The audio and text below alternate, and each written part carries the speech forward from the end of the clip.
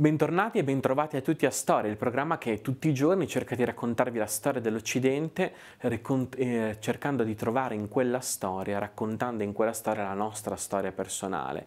Stiamo raccontando dell'elegia in queste ultime puntate. L'elegia è un genere letterario che si diffonde nell'antica Grecia e ha un'origine molto interessante. Infatti deriva la sua parola probabilmente da elegos, da, secondo la tradizione, una modalità di raccontare che deriverebbe il suo motto da elegein, dire ai ai. Gli elegiaci erano cantori di dolori, cantori di ai ai, cantori di momenti spiacevoli dell'esistenza, di fronte ai quali però non avevano un atteggiamento rassegnato e negativo, ma cercavano di infondere coraggio e di trovare un punto di ripartenza. Ecco che l'elegia, che parte come un canto quasi funereo, quasi nefasto, diventa invece a poco un canto ricco di novità e ricco di speranza. È la costruzione di un'etica nuova, la costruzione di una società nuova, la costruzione di un modo nuovo di rispecchiarsi e di essere. È come se gli aristocratici che hanno conquistato il potere e che